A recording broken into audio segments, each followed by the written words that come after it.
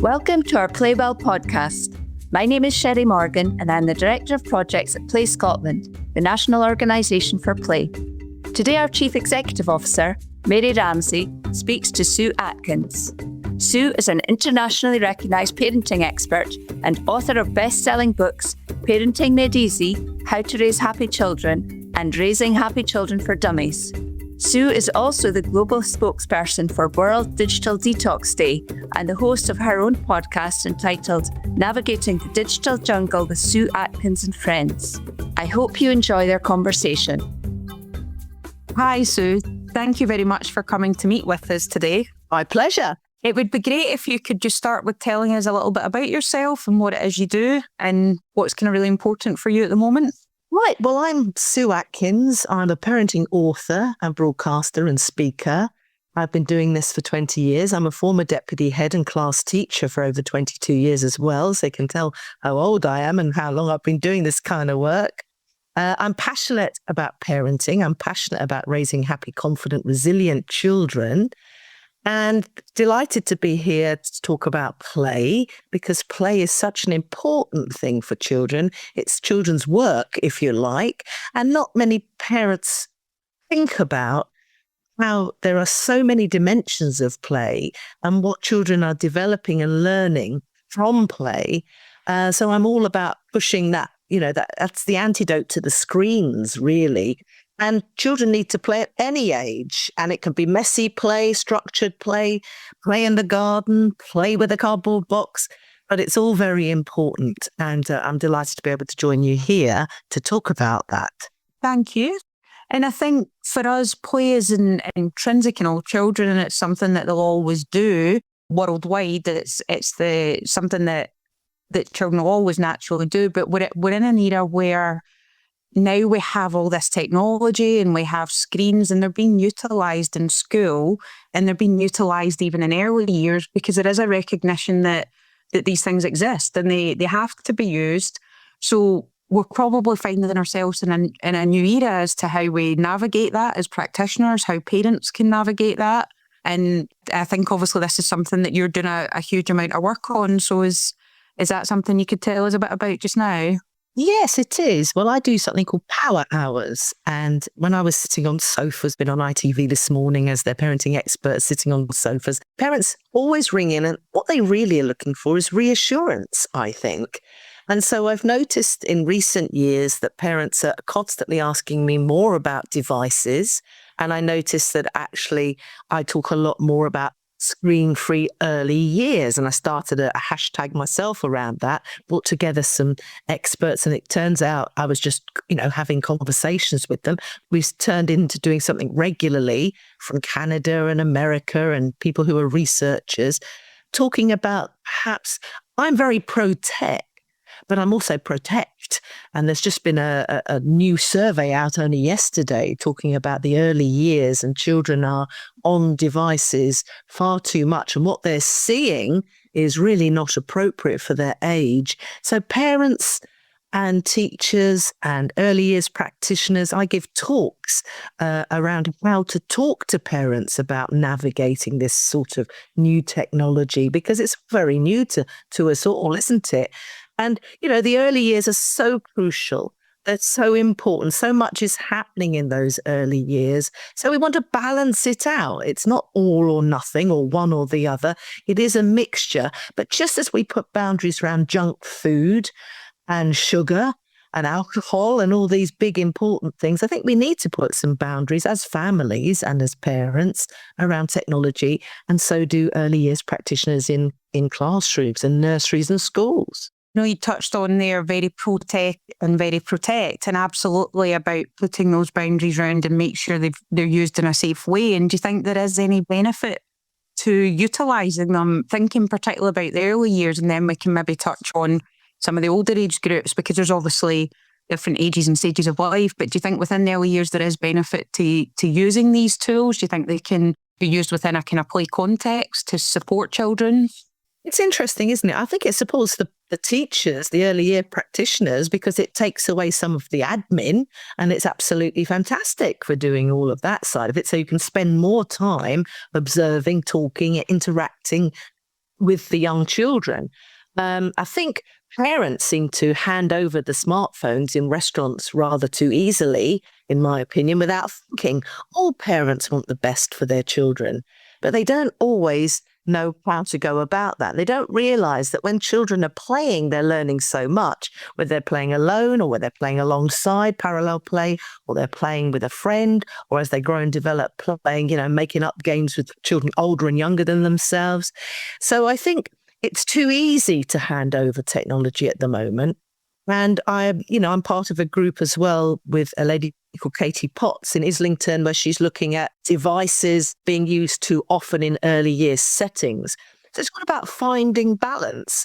I gave a talk actually at the Bright Start International Conference recently, where I talked about trying to find that balance, and that I think children can learn from some of the things that AI and tech can give them, but we need to be protective of some of that and to think about it and use it intentionally rather than just automatically, because nothing is better than playing with a person or another child, talking with, playing with, laughing, joking, exploring, making mistakes, all of those wonderful things. So there is a place for technology, of course, and if it makes the early year practitioner or the teacher in school, speed up some of the more admin boring sides of stuff, then I'm all for it, but not the detriment of real hands-on experience. And then also you touched on parents or family members maybe giving children phones when they're sitting at dinner, or what do you think could be some of the biggest dangers of children just having access to people's phones?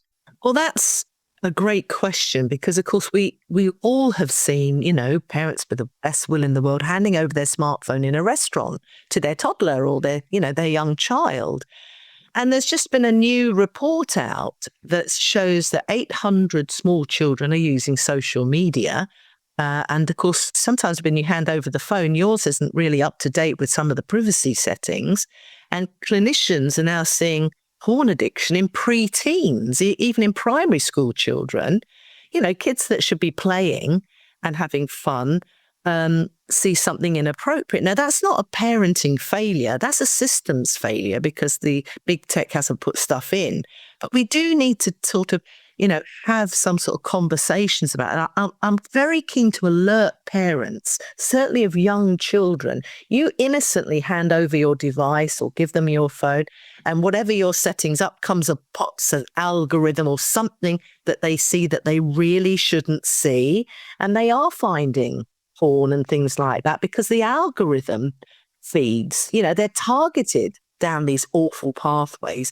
So one of the key things then is to lock down your device and your app and your home Wi-Fi, so that at least even in the moment when you hand it over, at times when you're stressed, or you've got to do the laundry, or the Amazon's called on or the dog's barking, you've got to answer the door or something, that that there are at least some form of protections there. And don't leave your children stuck on devices on autoplay, because that is another thing where it just pops up with, awful stuff that you didn't intend. Of course not.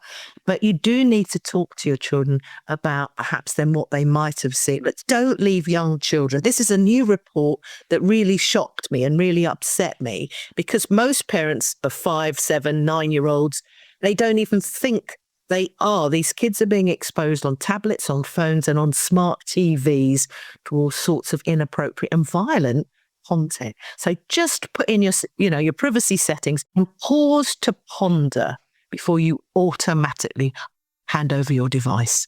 Okay. And it's certainly really interesting to hear, because we know that it can make communication much more straightforward, for example, for teachers communicating with parents. We also know that children see their parents or family members using technology quite a bit and naturally want to emulate that. And it does support them to use some of these tools and potentially teach them, like everything else we do in the sector, we support them to manage that risk. But what about when we start getting to some of the older age groups where they would maybe have more autonomy or private time with screens, where they could access quite a terrifying range of resources? And I'd actually just read an article you posted about 16 and 17-year-olds getting some other kind of knowledge around relationships and intimacy from online. So when we're talking about some of the older age groups, What do you think are the benefits for them using technology? Can it be used in a playful way that can actually benefit them? Does it have a place to let friends keep in touch with friends? Or what do you think the situation is with the older ones? Well, it's complex, isn't it? It's really complex. It can be a wonderful source of communication. This is the generation that's grown up with it, and they want to play games and they do gaming with other kids and other people around the world, but they've got to be made aware that there are bad actors and bad people joining in those chats. Young people are looking at chat bots for information and relationship information and mental health information. So we need to be talking and teaching children about critical thinking and trusting our instinct. One of the key messages I feel for parents is that whatever happens, children need to be able to come to you and you won't shout and you won't judge and you won't lose your temper because they've made a mistake or they've clicked on something they shouldn't have done, because all these algorithms pop up without any, it's not poor parenting. It's just a minefield for everybody. And of course, this generation do, WhatsApp each other all the time. And my own daughter, she's in her 30s now, sends me pictures of her dinner every night with conversations about what she's cooked. It keeps us in touch because she lives away from me here. But you've got to find that elusive balance. And I think you've got to be very clear on the settings that you use and some of the apps that the kids have.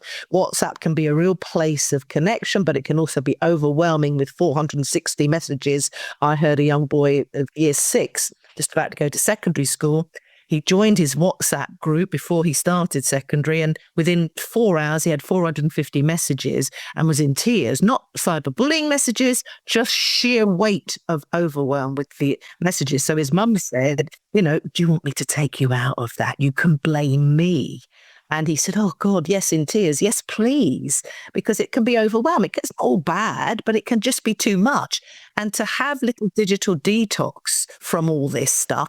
And the other thing to talk and teach kids of all ages and, older kids too, you don't have to reply immediately. We've got into this habit, haven't we, where someone sends a notification, it pops up, pings up, and off you go. You're just totally distracted. You even might be sitting opposite someone in a restaurant or at dinner time at home, and suddenly you're hijacked. And so I think we need to learn to manage some of that. One of the simple tips I tell parents is to turn off their notifications or get their kids to turn them off. Also to turn the screen grayscale because it's not so exciting when it's not colourful and pinging and popping and wonderful and moving around a lot. And just as we have boundaries around, as I said before, junk food and alcohol, we need to have boundaries around screen time because not all screen time is equal. Suddenly go, oh, I'm doing spaghetti bolognese. How many tomatoes should I put in? And you look it up. Talk about that and verbalize that so your kids know that you're using it for a reason. And it's not just aimlessly scrolling and doom scrolling on Instagram or Snapchat or TikTok. And then talk to your kids about some boundaries around it. And how do they feel if they use it too often and too long? Would it be a good idea to have a bit of a daily detox? I'm not into, let's have a week off. Let's try a daily thing where we go, short bursts of detoxing.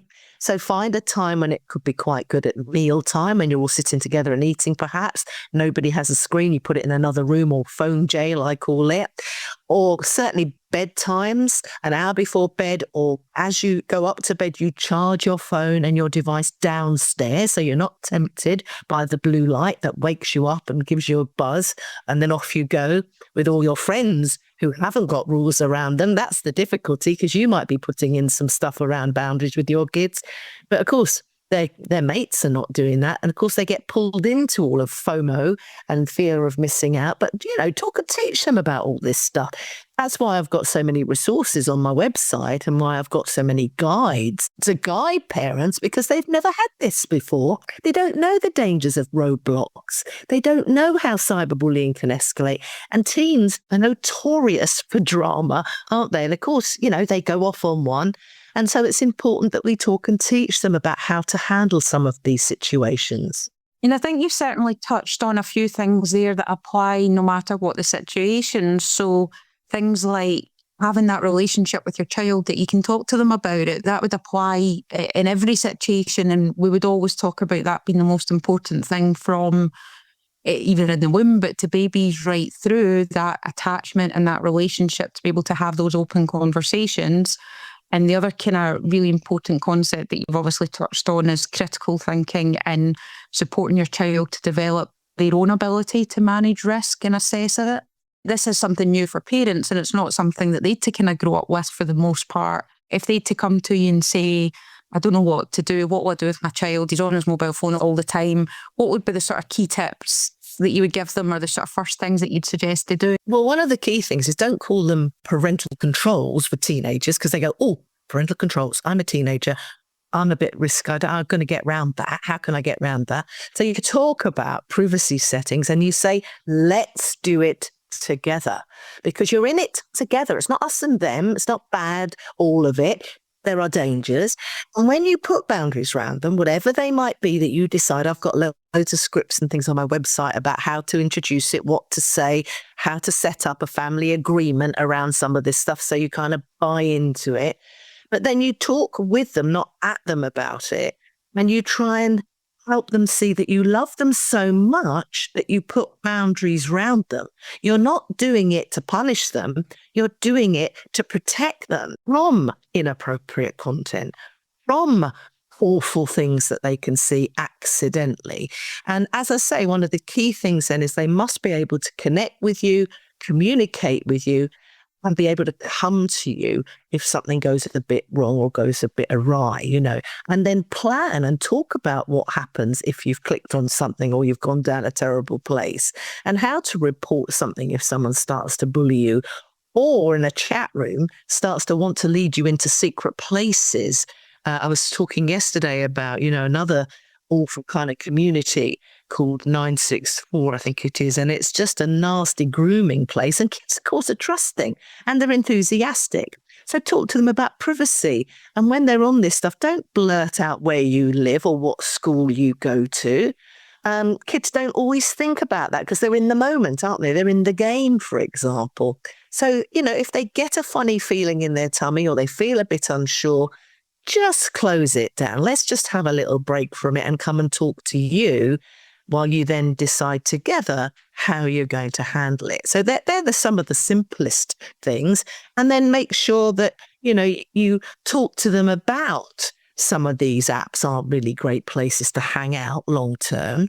Talk to them about Instagram, where everything is perfect and everybody looks perfect and body image is perfect and everyone's hair is perfect. And talk about that that's not, they're not posting up when they feel a bit fed up and they've had a bad old day in the rain walking home from school or something. And I've just written an article in a whole list, actually, because I gave a talk in a school recently. Who are the people to follow that are positive? People like Tom Daly actually is a really interesting character. Sports people, musicians, artists, creatives, all these wonderful people. Find out, and if people are interested, they can email me. I've got a whole list of positive, recent kind of imagery, and they're sending out stuff that is uplifting rather than taking it all down into a dangerous place. So you've got to help your kids find that elusive balance, because if you put in some boundaries, the whole point of this is self-regulation eventually. But the younger they are, the more they can't self-regulate. And the thing to remember is once they've seen something, they cannot unsee it. Yeah, it's really interesting. I know that I follow Eilish McColgan, for example, because it's really inspirational to hear her talk about her running and the different training. And it's very kind of key, I think, to recognise that there can be positives from using it if it's done appropriately. And alongside that, we could maybe touch on AI, because again, it's relatively new. And it is something where I know that I've used it in work. I know many people do use it in work. It absolutely has its place, again, if it's used responsibly. And I know that a number of university students are starting to use it. And we've actually seen news stories about lecturers using it. And where do you think that fits into this whole thing? And I know some school students are utilising it as well. So where do you think that fits into the sort of current climate and what we do with it? So there are wonderful uses for AI. Medical research, I was seeing the other day, I sign up for something called Positive News, and every Saturday I get this kind of condensed stuff about all sorts of positive things. And it is really very good for all sorts of things, with Alzheimer's, looking for medical, research, climate change. Fantastic. And of course, the thing that parents are frightened of is they don't understand it. So they put their head in the sand and run away from it. Now, we can't do that. So that's why I read the research, I read the white papers, I sort of do it and then simplify. That's my teacher in me, I think, to try and say, well, look, I've done all that and this is what I think. And I get very practical. My whole point about everything I try and do is these are the simple tips and, advice that I suggest. I'm not telling you what to do, but here you've got the information. Now you then implement that kind of thing. The thing that's scary about AI is it's happening so quickly and it changes a rate of knots that we can't keep up with. The tech keeps moving. Governments can't move that quickly. Big tech, let's be really honest, don't care. And so you get things like Elon Musk creating these very nasty chat bots called, Valentine, which is based on sort of, Twilight, and it's inappropriate language. You get Bad Rudy, you get Anai, another, which gets quite quickly this chatbot that then ends up, taking you down a very dangerous route. And she talks about fake news and off you go down a very dangerous place.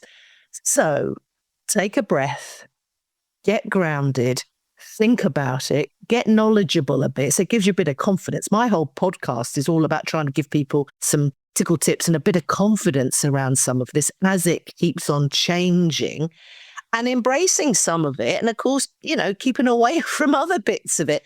Everything in life, you never go into any city in the world, do you? And just leave your handbag kind of swinging open. You are very mindful of protecting your handbag in any city. So it's the same sort of thing with AI. The thing is, you wouldn't take your kids to the park and say, well, if you go and have a play and I'll come back in a couple of hours. You sit with them, you're there with them, you're keeping an eye on them, no matter how old they are. As they grow and get older, they think that's a bit, don't be fussing about me, but they don't understand. So you have to be incrementally letting them go.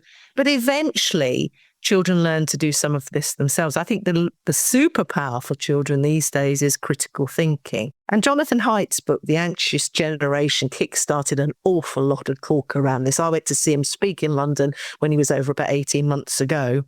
And we tend to overprotect children in the real world and underprotect them online. So again, if you just wonder, how can you make sure you're finding that elusive balance? Always going to get it right. We've never done it before. But if we try at least and think about it, then we are on a better trajectory. And also do it with your kids. Don't do it at them and don't block them all the time from stuff. It's about building bridges with your kids, not walls.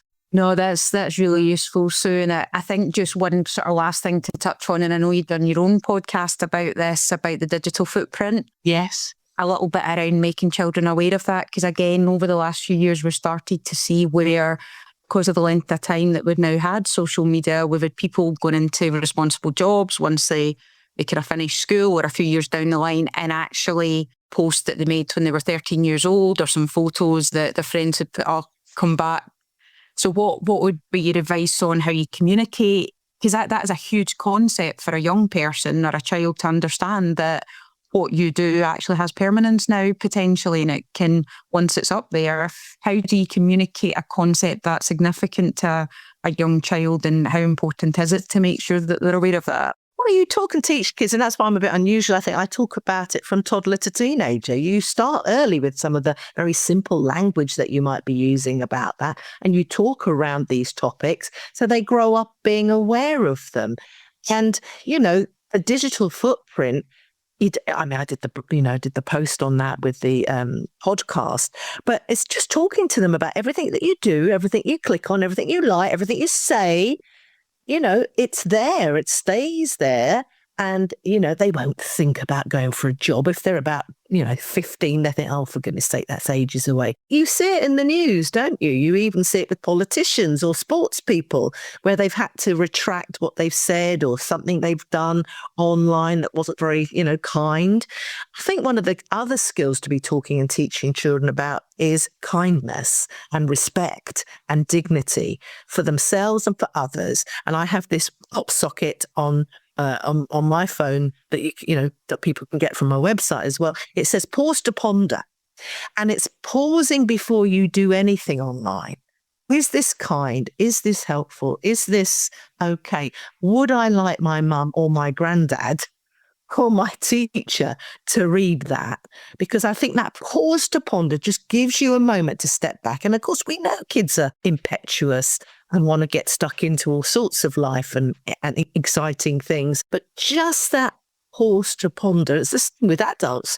Just pause to ponder before you wade in to rage wars. I heard that the Oxford University Press, I think the word of the year is something like click rage or something like that.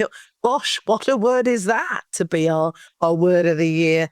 But things are there to draw you in and get you, divisive, get you angry, get you saying awful things.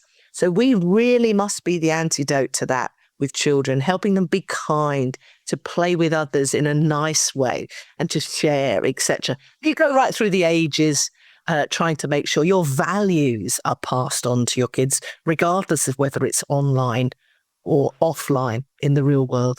That's really good. Thank you for coming to chat to us, Sue, and touching on what are really relevant and critical topics for everybody just now. So we appreciate you taking the time. Oh, it's my pleasure. And if people are interested, go and read some of my articles that are on LinkedIn or on my website. Go and listen to Navigating the Digital Jungle. We're just about getting ready for season 4 now. Going to deep dive into a bit more of it. So it's all about just practical tips and some ideas to help parents navigate this really difficult time sometimes. Brilliant. Thank you.